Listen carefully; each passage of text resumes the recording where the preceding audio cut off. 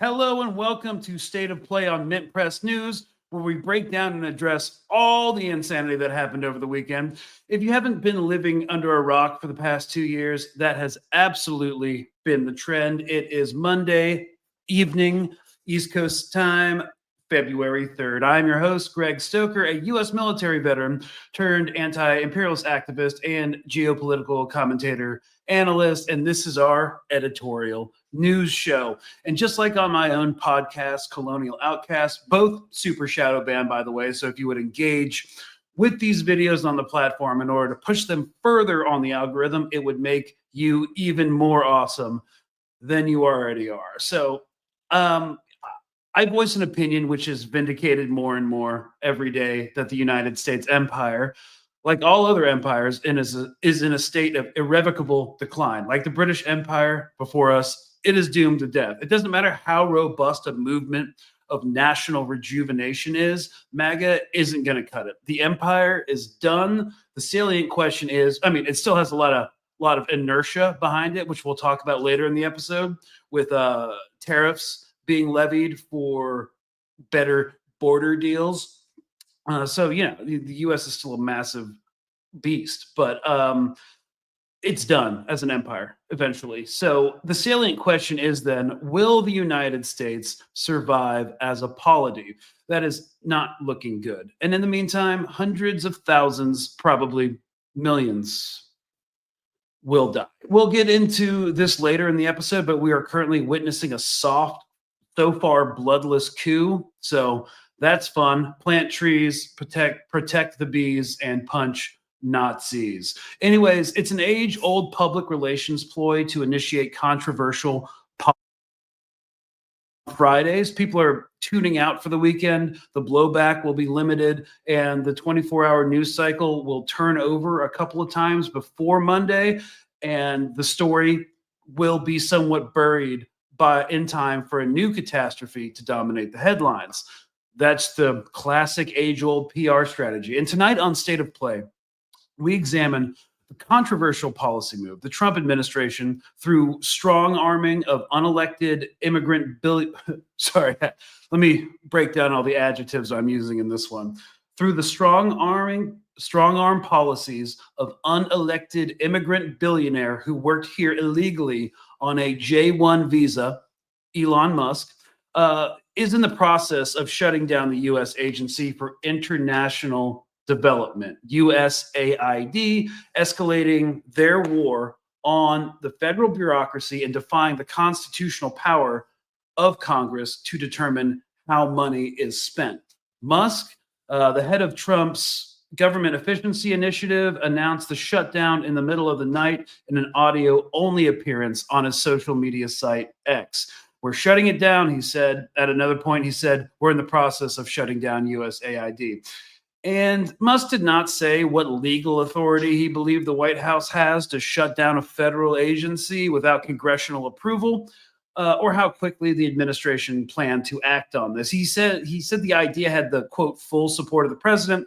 We've since seen videos of Donald Trump saying it's a terrible agency, we're giving all this money. He also says we're going to sanction the EU now, and that he has spoken with Trump on the matter several times. So, yeah, I just wanted to point out that the Democrats in the Senate, in the Congress, are doing absolutely nothing. We're going to talk more about that later, but I wonder what that is. I wonder if it has to do historically that liberals just end up towing the line with everybody else when these kind of things happen. So here is the current situation. We're going to look at a very vanilla Al Jazeera primer. It's acceptable despite being the state media of Qatar, a comprador government to Western imperialism.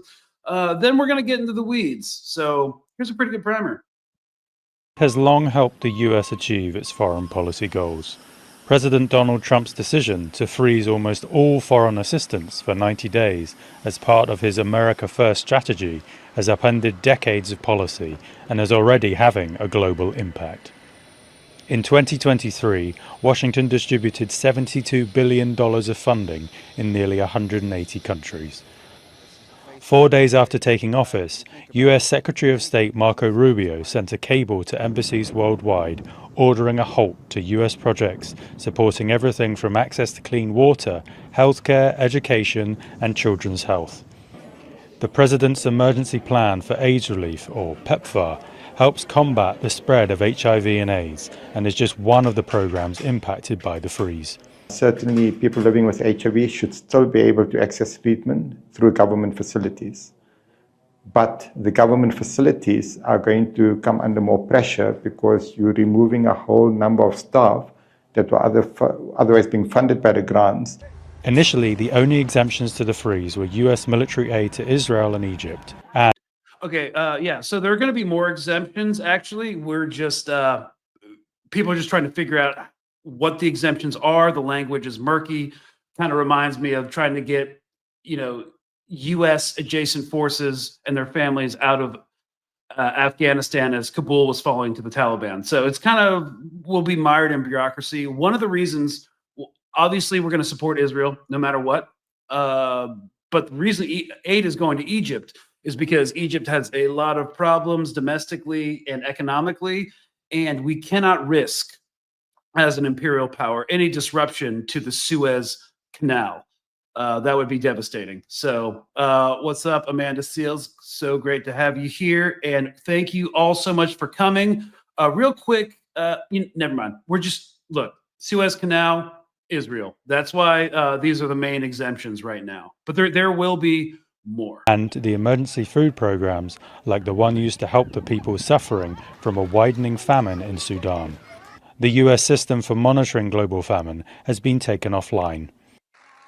US Secretary of State Marco Rubio signed an additional waiver exempting life-saving humanitarian assistance from the freeze, leaving humanitarian organizations seeking clarity on what qualifies as life-saving assistance.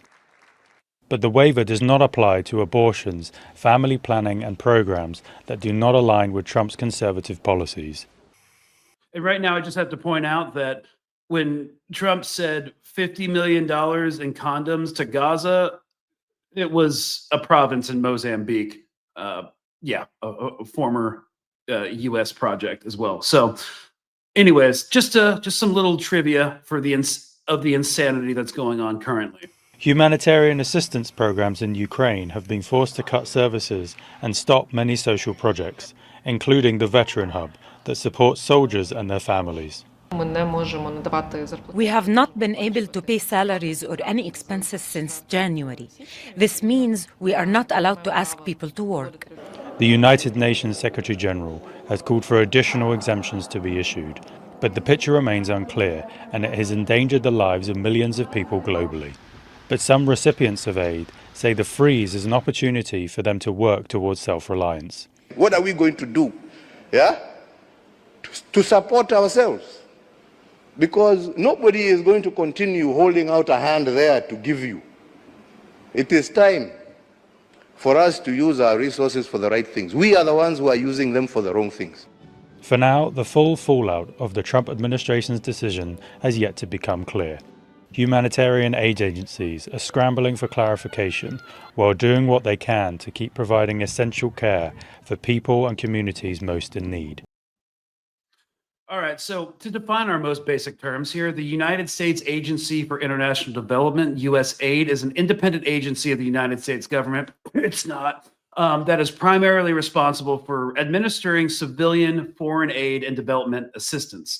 With a budget of $50 billion, they spend more than this. USAID is one of the largest official aid agencies in the world and accounts for more than half of all U.S. foreign assistance, the highest in the world in absolute dollar terms. So this has been around for a while. Congress passed the Foreign Assistance Act in 1961, which reorganized U.S. foreign assistance programs and mandated the creation of an agency to administer economic aid. USAID was subsequently established by the executive order of JFK, who sought to unite several existing foreign assistance organizations and programs under one agency. So how it kind of works is Congress authorizes USAID's programs. So it's inextricably linked from Congress. So it was established by an executive order, but him just sending Elon Musk, an unelected official, who's basically just a presidential advisor to kind of undercut Congress is wild to watch. So Congress authorizes USAID's programs in the foreign affairs, and we can do B-roll. Come on. As an official component of U.S. foreign policy, USAID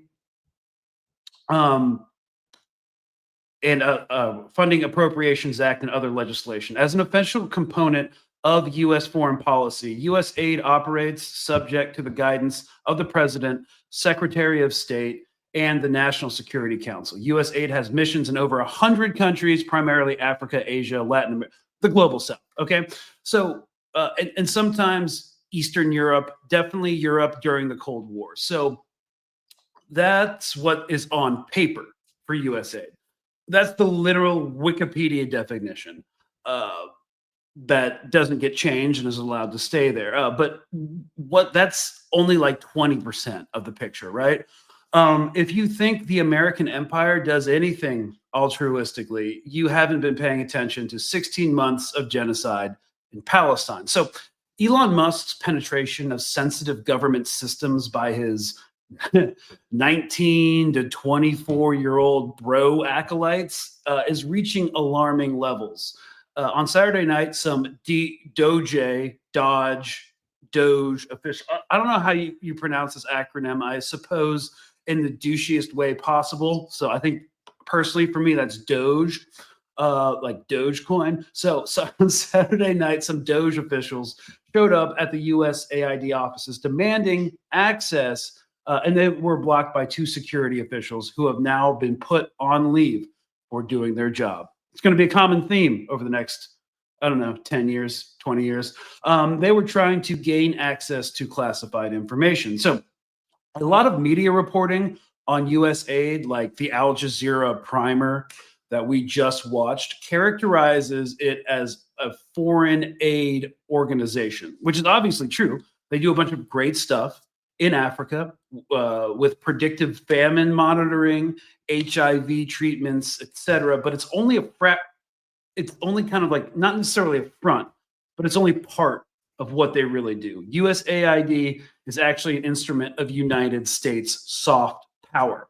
So in politics, we need to define that term for us, I believe. So in politics, and particularly international politics, soft power is the ability to co-opt rather than coerce, in contrast with hard power. Hard power is like military intervention, economic sanctions. We're going to force you by guns or by money to do what we want you to do. So co-opting is get other people to do it voluntarily, to try to aspire to be you, do things like you, co-opt rather than to coerce. It involves shaping preferences through appeal and attraction. So again, soft power is non-coercive, using culture, political values, and foreign policies to enact change. In 2012, Joseph Nye of Harvard University explained that with soft power, the best propaganda is not propaganda. Actually, uphold Western values, which now we know. Well, we know now. Further explaining that during the information age, he said, quote, credibility is the scarcest resource, unquote. So in his book, Joseph Nye wrote, and he's the one who kind of pioneered this term that we all use now in political science. When one country gets other countries to want what it wants, might be called co-optive or soft power, in contrast with the hard or command power of ordering others to do what it wants. So the Trump administration is now all hard power. Biden was mostly that, but we've seen it's been a crazy couple weeks. So categorically, after 16 months of unconditionally supporting the almost universally unpopular genocide in Gaza, giving lie to the idea of Western values and the rule of law, for instance, the U.S. has assailed the International Criminal Court and ICJ and every other international legal organization that has dared criticize its complicity with Israel. It has lost soft power. We talk about human rights when we have 44% of the 4.4% of the world's population, but 1/5 of the world's prisoners. Or is it 1/5 or 1/4? Is it 20% or 25%? One of those, but it's higher than China. That's for sure. which everyone with half a brain knows is largely a neo-Jim Crow money-making scheme. And we are now deporting publicly and violently, separating families of undocumented peoples who fled to the United States because, among other reasons, the CIA overthrew their democratic governments in the purported interest of fighting communism in Latin America. And now we are cutting foreign aid. And not just that. It used to be that the CIA did this soft power stuff in Europe and the rest of the world during the Cold War, which was a hot war for many people around the world, which is why how many regime change and proxy wars do we fight? That's why I don't like the term Cold War. It's very Western centric. But anyways, because it was a hot war. They got busted in the 1970s by what was called the Church Committee, which also uncovered operations like MK Ultra and COINTELPRO. So that modus operandi of foreign aid to impact soft power was shifted to USAID. So it is fundamentally a tool of soft power, but it's also a central component of our national security apparatus and intelligence community. It means there's a lot of sensitive information inside its operation. As much as I hate three-letter agencies, for Elon Musk and his prepubescent techno bro acolytes, all unelected officials with zero experience with these things, to include not having security clearances, to having unfettered access as a declaration of war and further evidence of a soft coup against the federal government. Democrats haven't done anything and are kind of finished as a party with no oppositional resistance. Our institutions are forfeit. So that's kind of the basis of that. So yeah, someone said the Pike Committee in the House too. Yeah. Just taking a break real quick. Why do Americans not know Indonesia exists? Most of people think Africa is a country. Maybe it's connected to the same issues. So what, at any rate, what USAID also allows the US government to do is leverage foreign aid to governments in order to get them to comply with US foreign policy and corporate objectives. Example, this is a non-specific example. Hello, small African country whose democratically elected government we overthrew in the 70s. And so you didn't get in with the USSR. Also, we want your minerals. You're having an HIV problem. You're having a food scarcity problem. Would you like medication to maintain and feed your population and not descend into chaos? Good. Well, here's the USAID. Let's talk about mineral rights and the placement of military bases in the region. Very reductive, but for those of you who are new to the concept of how US foreign aid works, some people in the government actually are altruistic, doing what we would call in the South the Lord's work, but it is an arm of the state. It is. You can call it an independent agency all you want. It's not. In the end, while USAID does help millions of people, most of whom wouldn't be in this situation if it wasn't for Western imperialism in the first place, but putting that aside, it is also a tool of empire. Yesterday, Musk tweeted that I don't have the actual tweet here, but there he is about to stick in the B-roll footage. Is he about to stick the salute, the Roman salute? Anyways, he said that, quote, there we go. USAID was a viper's nest of, quote, radical left Marxists who hate America. Dude. Okay, whatever. If your followers knew what Marxism was, simply a political theory and a method of socioeconomic analysis, they'd know that no true Marxist would ever work for USAID, but whatever. Not going into a tangent on that. The journalist Dan Cohen noted that, quote, Musk was demanding regime change in Venezuela last summer, which would have put a bunch of USAID-funded tools into power. Now that the Trump administration is negotiating with the real Venezuelan government, Musk wants to shut down USAID. Even a broken clock is right twice a day. So this is kind of an interesting thing. So how USAID would work was like after a regime change or a U.S. friendly government was installed in a place, USAID would come in,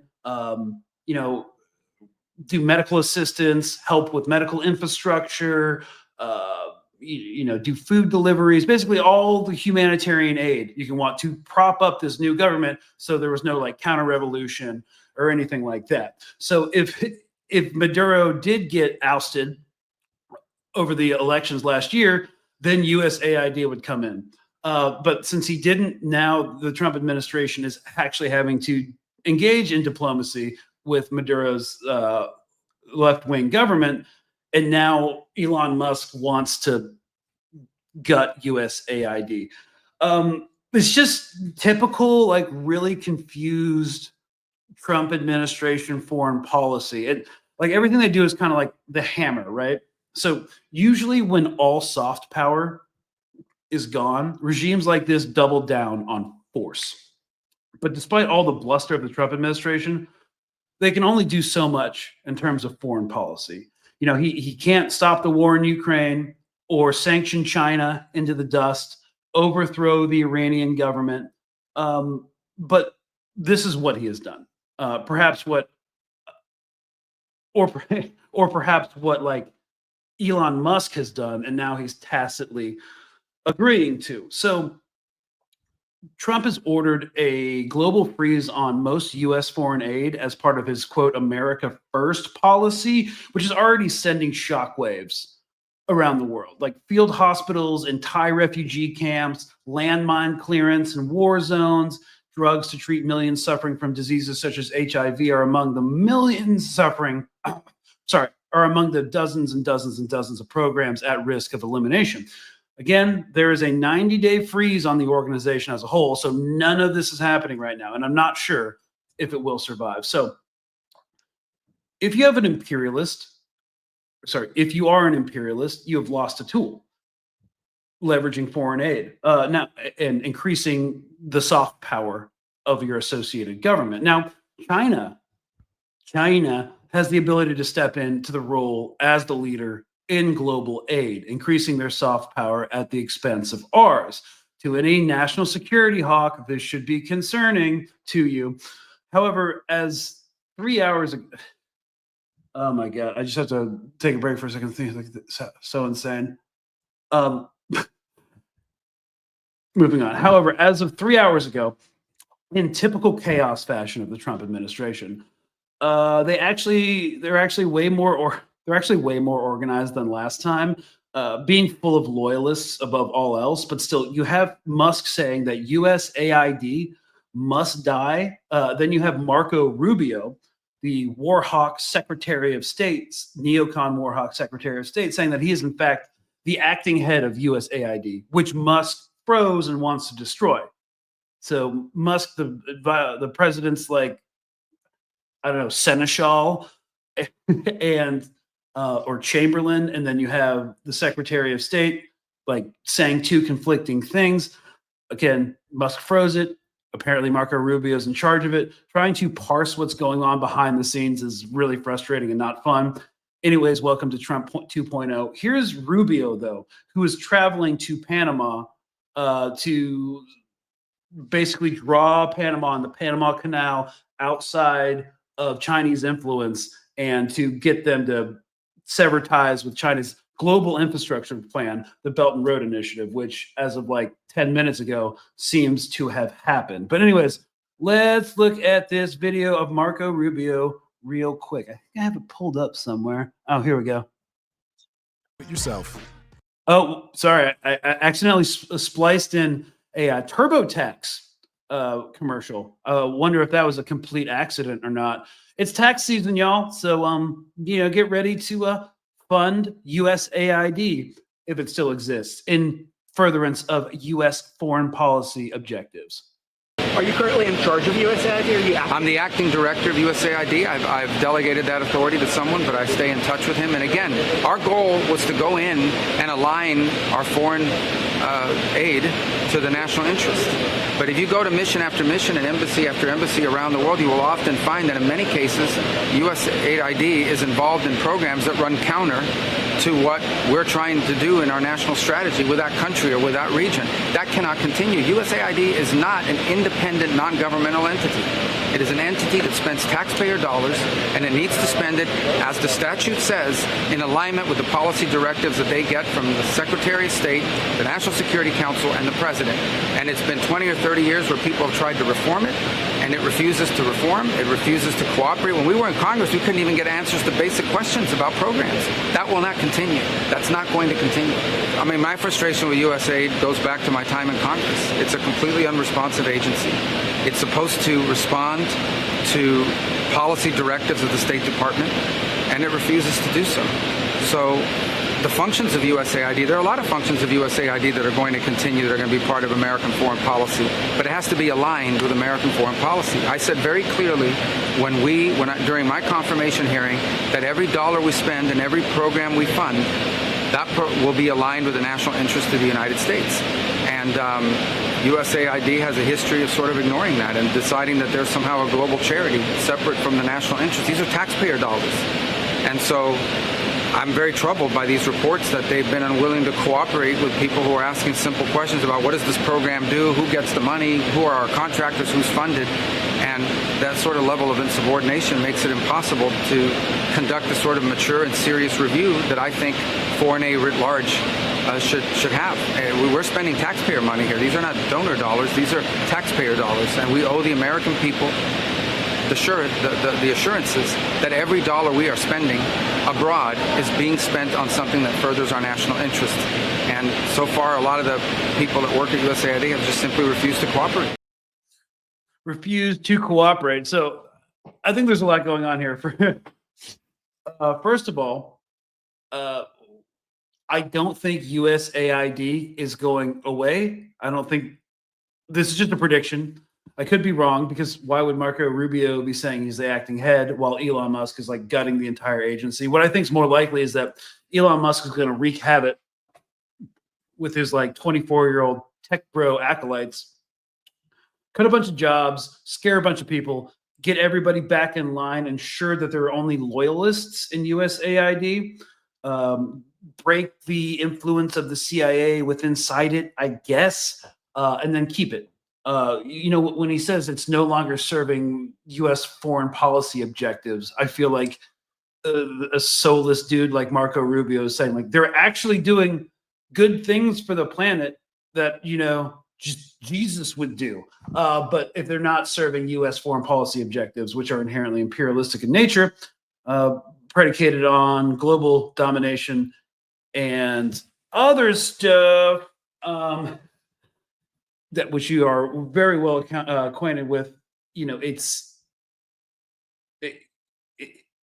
the end, it's all about getting this organization back in line. I don't think it's going to go away at all. So I downloaded I downloaded something from an old clip of Marco Rubio talking about, how the unipolar world order is over. So I'm going to play that here in a second. But in the meantime, as I pull it up, so what we're seeing right now is Trump's Monroe Doctrine 2.0, which essentially states that the Western Hemisphere belongs to the United States. The first Monroe Doctrine was put in place under United States President Monroe in 1823, I believe. It was almost like 9 years after the War of 1812, or the Second War of Independence, when the British reinvaded. They actually burned the White House down. And almost a decade after that, the French were doing things that the U.S. government didn't like. There was fears that there would be a Spanish-American war, which eventually happened. They fought in the Philippines and stuff like that. They thought that the Spanish would try to take parts of the west of America back. They were worried that Russia would sail across the ocean and make colonies in Alaska. So Monroe basically said, here's the doctrine. The Western Hemisphere, the entire continent, is essentially, especially North America, is ours. It is the playground of the United States. any European involvement in that will be met with military force. And then, of course, the Monroe Doctrine was mainly just focused towards European countries, not necessarily even Mexico, but like Spain. But this Monroe Doctrine 2.0 that the Trump administration officials and cabinet nominees have been talking about is not about Europe. It's about China. So, real quick, let's talk about that. And again, sorry, I thought I had prepped this video, so you're gonna have to bear with me 1 second. But this is Marco Rubio again, saying something from last year about the unipolar, multipolar world order, and it's actually kind of reasonable.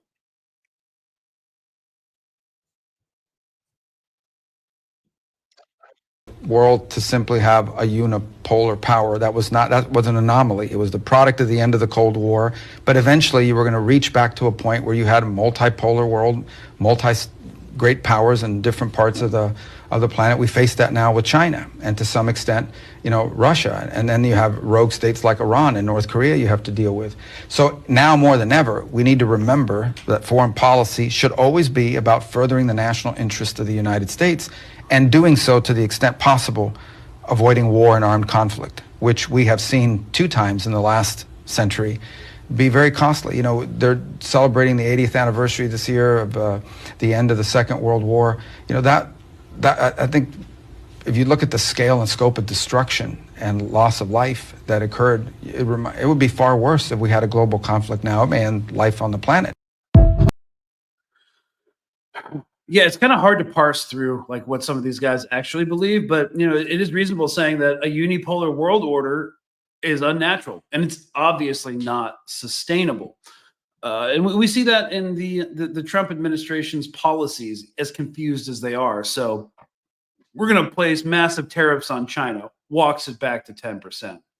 We're gonna have to bomb Iran and deal with its nuclear program. Silent, completely silent on all of that. And what I said like last year, if he got reelected, this kind of this global imperialism, because it's not sustainable, would be redirected back into our neck of the woods and the imperial core itself. Also, I don't trust Marco Rubio. That's him sounding very reasonable. We know that he is kind of like a war hawk and a neocon.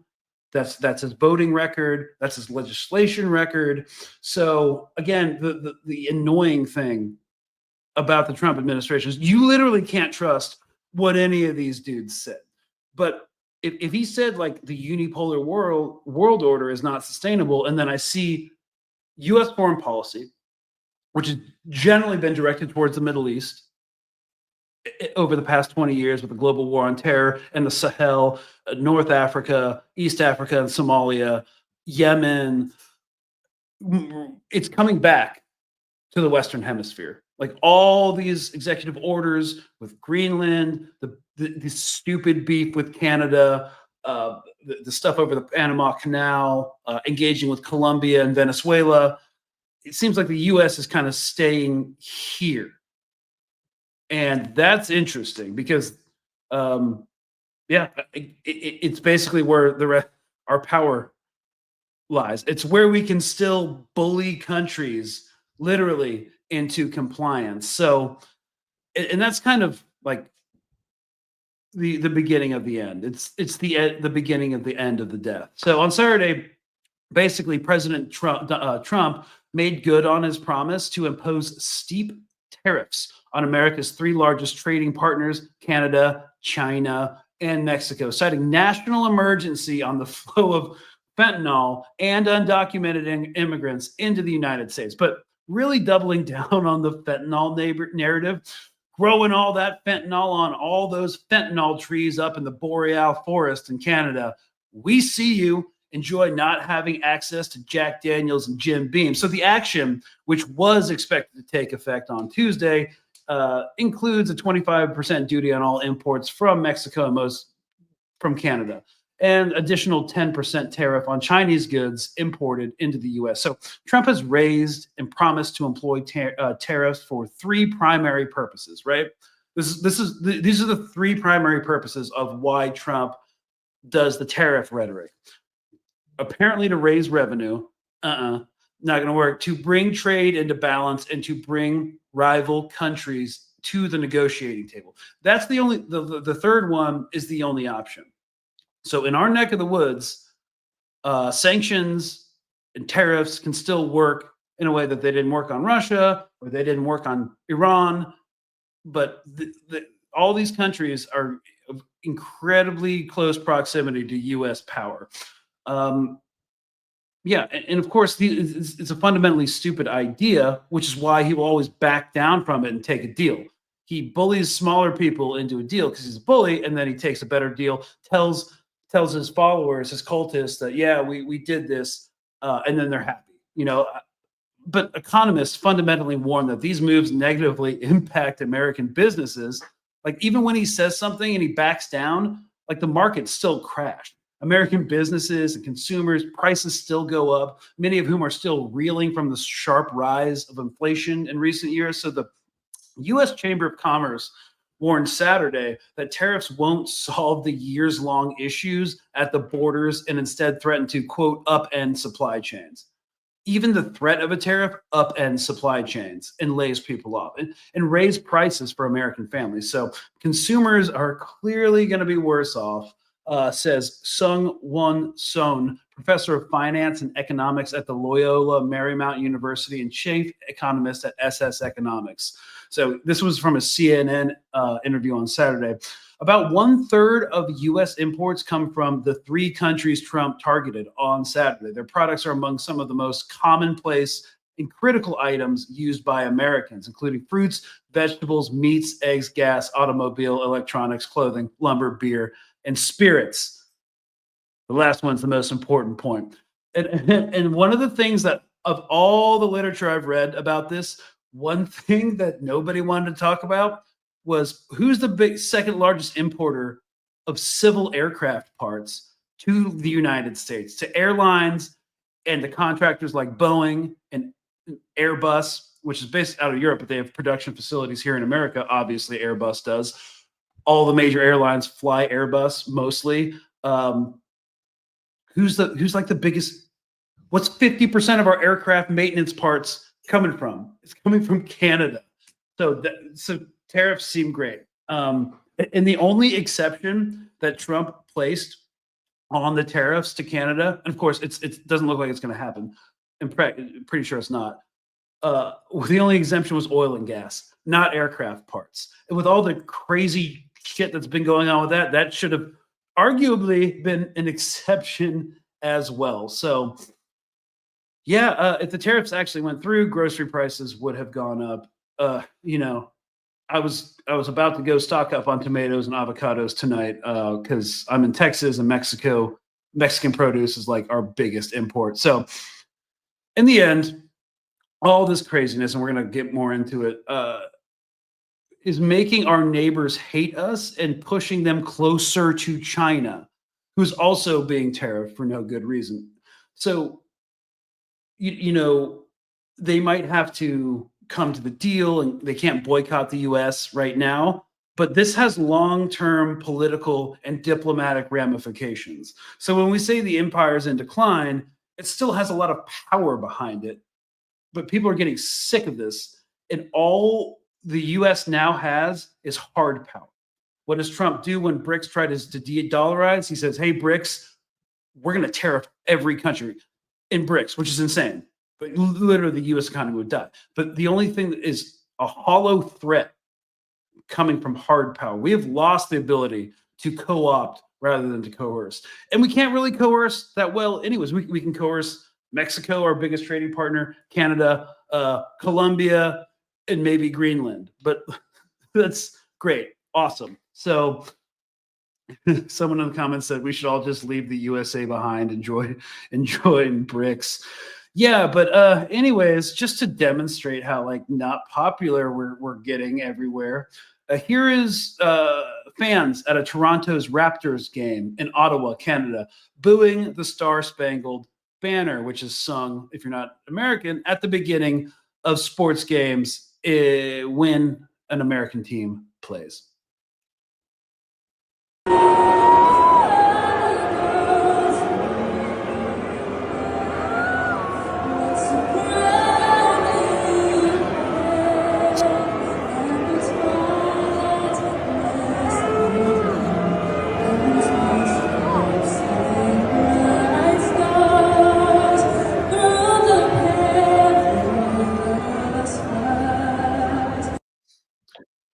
Yeah, that was kind of satisfying just to see that. Yeah, but America, right? So real quick, just to kind of drive home what people are like saying about, Trump like beating down Canada and beating down Mexico and beating down Colombia. I just want you to look at this really weird tweet that Elon Musk put out. Like the simulation is broken, and here I just wrote. Elon Musk wants to personally, quote, work the chisel. We're not even a month into this. Look, the decline of empire is really weird. It's weirder than I thought. He said, I don't know if you know the infamous fascist account and wokeness. They posted 2 weeks in, Mexico caved, Panama caved, Colombia caved. And then Elon Musk made a quote tweet, and he said, at this rate of achievement, not only should President at real Donald Trump be on Mount Rushmore, I want to personally work the chisel. Yeah. Okay.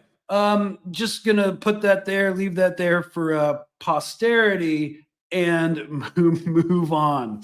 Yeah, someone says chisel my nizzle. Okay, and I just want to play President Claudia Sheinbaum, President of Mexico, her response to all of this. Of course, the tariff on Mexico has been delayed a month until they can hash out the finer details, and we'll go into what the agreement has been so far. But this is overdubbed. She obviously made this in Spanish, but for the sake of our audio listeners, there's an AI-driven overdub, and I'm told it's correct. As you are probably aware, yesterday, the United States government imposed 25% tariffs on the products we export to their country. Look, we have gone 30 years without this happening because we have a free trade agreement. The last free trade agreement was signed by President López Obrador with President Trump himself. This measure of 25% tariffs has effects on both countries, but it has very serious effects on the economy of the United States, as it will raise the cost significantly of all the products exported from Mexico to the United States. They will have 25% more cost. In accordance with these measures approved by the United States government, there are documents supporting it.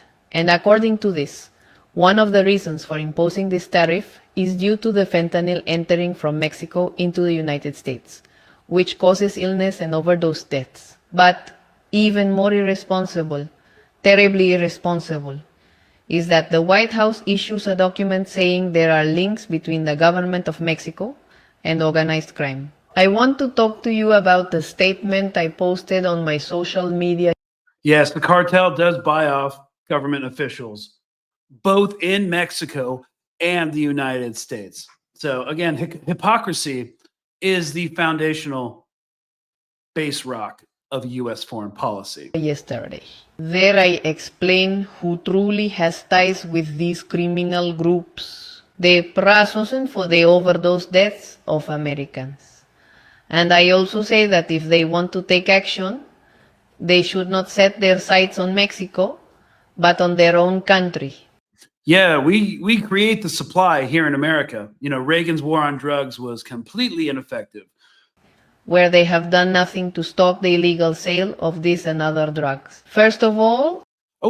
actually, the highest the highest rate of incarceration, like 43% of all prison sentences come from drug-related arrests. And the recidivism rate and the recapture rate for people who go into prison on drug-related offenses is insanely high. So we also need a prison labor force, and drugs make a lot of people a lot of money in the prison industrial complex as well. As I said yesterday, we categorically reject the slander made by the White House against the government of Mexico of having alliances with criminal organizations, as well as any interference intentions in our territories. Sovereignty is not negotiable. If there is such an alliance anywhere, it is in the gun shops in the United States. Yeah, most of the cartels get most of the cartels' weaponry, especially their advanced weaponry, is smuggled into Mexico from the United States by U.S. citizens. Also, a ton of the fentanyl smuggled into the United States is done by American citizens. Which sell high-powered weapons, yes, high-powered, that are exclusively for military use to these criminal groups. This was demonstrated, pay close attention, it was demonstrated by the United States Department of Justice on January 8th of this year. Here, I have the document that was published on that date from the Bureau of Alcohol, Tobacco, Firearms and Explosives, which is under the Department of Justice. Take note. It acknowledged that 74% of the weapons used by organized crime in Mexico come illegally from the military industry. Look, anyways, the bottom line is, again, in translation, some things get lost. There was a concessions from Trump as well to delay this. And one of those was that the United States would invest in combating weapons trafficking coming from the United States into Mexico. So yes, Mexico will send more border troops to border security and stuff, but yeah, the whole fentanyl thing is just a narrative to manufacture consent for blanket tariffs and crack down on border security, both in the South and the North, and to increase the national security and police state in the United States.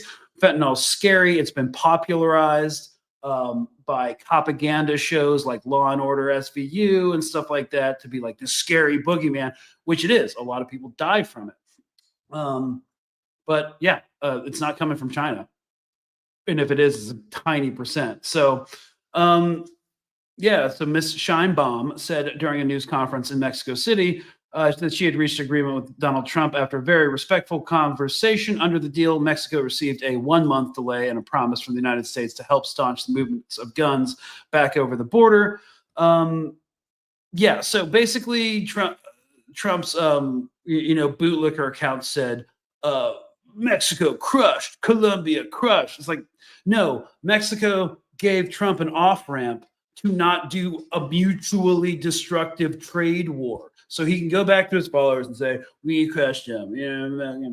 And then when it comes to Canada, a senior Canada government official familiar with the call between, this is New York Times reporting, Trump and Trudeau this morning was not too optimistic of the possibility that Canada would be able to get a similar reprieve.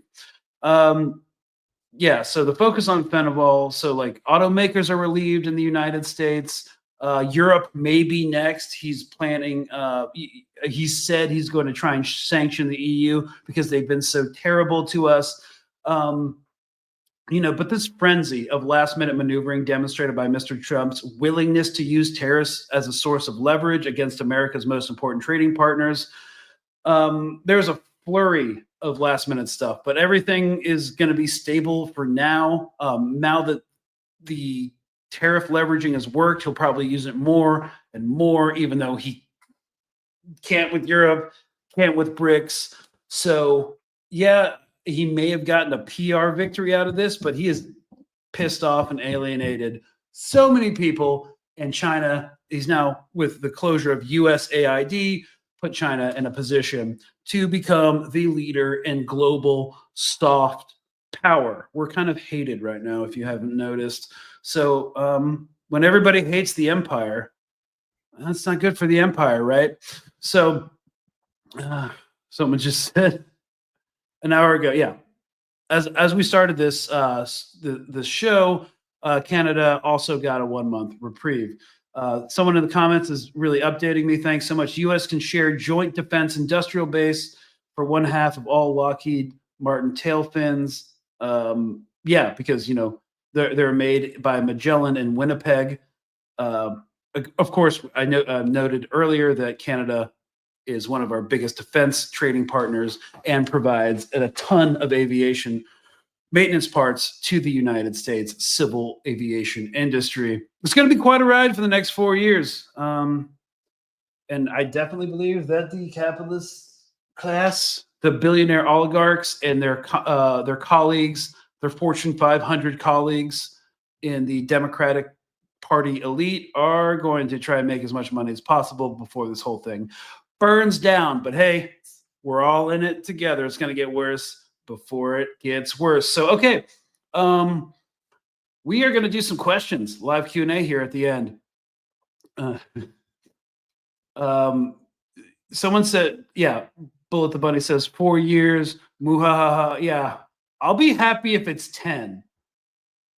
Yeah, Democrats aren't going to save you, and there's no real viable other option. So it'll be nice if it's 10. So let's get organized and start hardening ourselves for the insanity. Also, to not be affected so much by the insanity that's going to come from this administration. As you can see, like, he makes these sweeping claims and always backs down. He's a bully. He gets what he can and he walks away. That's his art of the deal, which he had ghost written back in the 80s. All right, here we go. All right. What would you say the critics of USAID as a decades-long front to launder money to destabilize governments all over the world and its defunding may have a net positive effect? I think in the end, I'm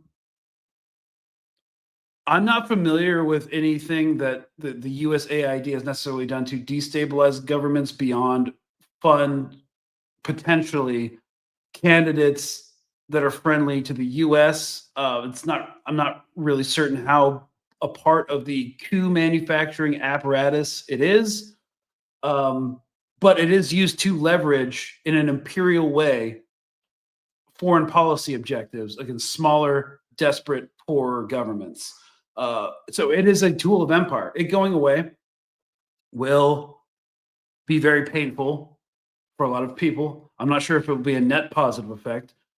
The U.S. is losing, or at least halting for the next 90 days, for the most part, Israel and Egypt being an exception, foreign aid that a lot of people rely on to survive, not just with medical aid, but also through, mine sweeping that's happening in Vietnam after the Vietnam War. It's global in its repercussions for a lot of people, but the U.S. is losing potentially one of its imperial tools, or at the very least, it is being retransformed into something that exclusively only serves U.S. foreign policy objectives under the Trump administration. I personally think and we'll see if I'm right in 90 days. But my instinct and my intuition is at this moment that the Trump administration and Elon Musk is trying to get USAID on board stacked with loyalists, people who are on message, and then Marco Rubio will exert more control over it for his position as, Secretary of State. Someone's like, oh no, not the precious USAID. What will we do with our beloved fake aid arm of the CIA? I don't think it's going anywhere necessarily. It may be transformed into something else, but we're not going to stop. The U.S. is not going to stop leveraging aid. Are you kidding me?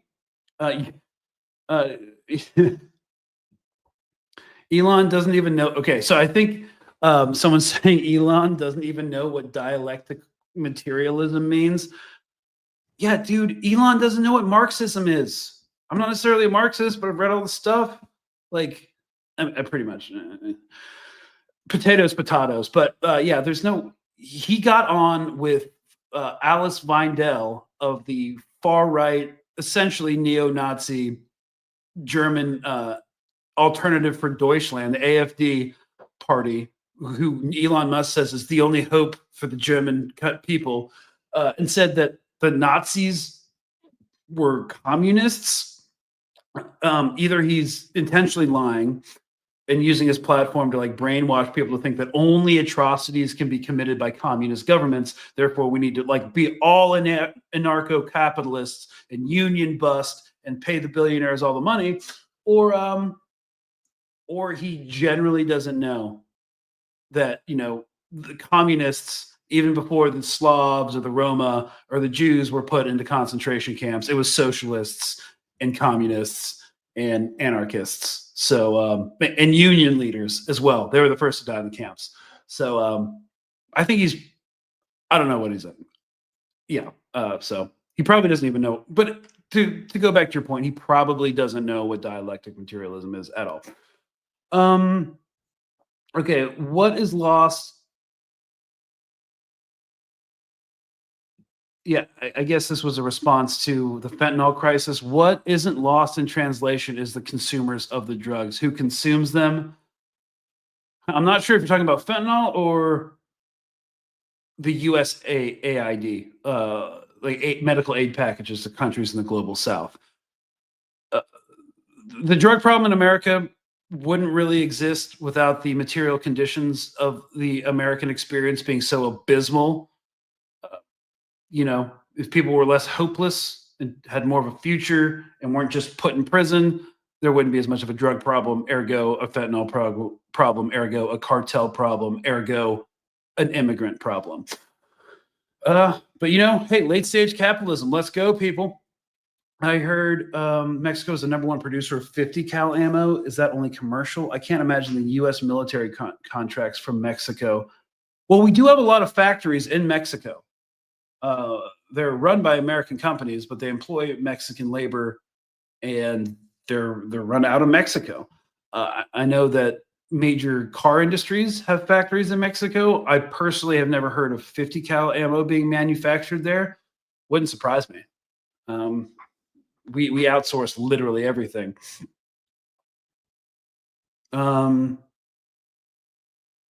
Okay, so Bernie approved Rubio.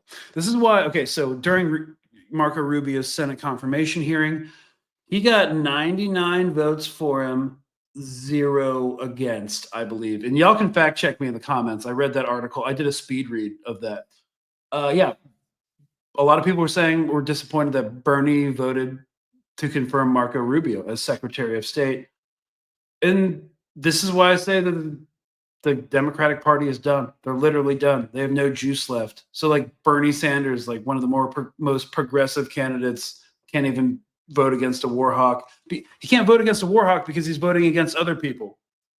So he can't just vote against every Republican nominee because that's politically bad, I guess. So he just had to be like, pick his battles along with other senators and be like, fuck it. All these other Democratic senators were like, fuck it, there's nothing we can do. Let's just try to get the worst ones, stop them from getting nominated. And that's their strategy. Their strategy is triage, like putting on a tourniquet. They have no cohesive strategy. They're just trying to survive right now. And I don't think they'll ever be able to pick themselves back up.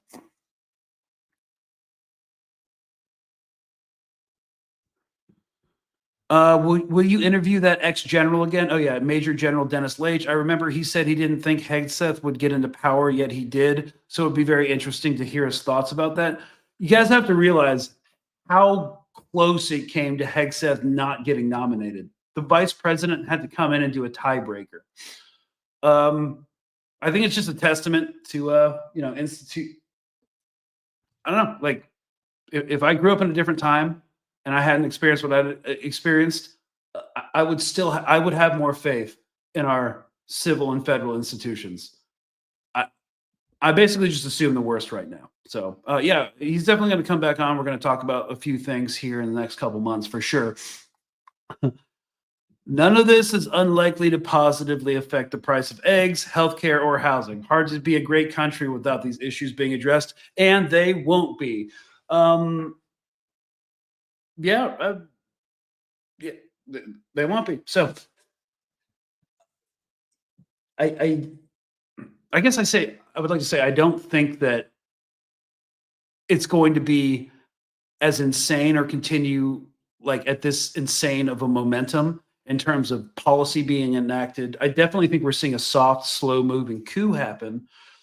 but it's not going to be straight like jackboots busting down your door, and unless you're no, it's probably going to be really bad really quick. So we're going to do an episode on this, probably on Colonial Outcasts, about what we can do right now. But yeah, I think we're out of time, and it's beyond the purview of this. Do I think the U.S. will attack Iran? I'll just end out with this. No. The theme of this episode is we are a declining empire. We can no longer power project to Iran, and we don't have public consent for another imperial war in West or Central Asia. So we're turning in to Latin America, to North America, and onto our own people. So that's what the Trump administration is going to be about. Monroe Doctrine 2.0. And you are living on the downturn. Parents were on the upturn. We're on the steep downturn. So it's going to, at least it won't be boring, I guess. So appreciate you guys for watching. Hope to see you next Monday when we do the post-weekend post-mortem. I'm sure it'll be something else and something equally ridiculous. So let me say something corny, like stay frosty out there. And yeah, see you next week. And thank you so much for watching. You could like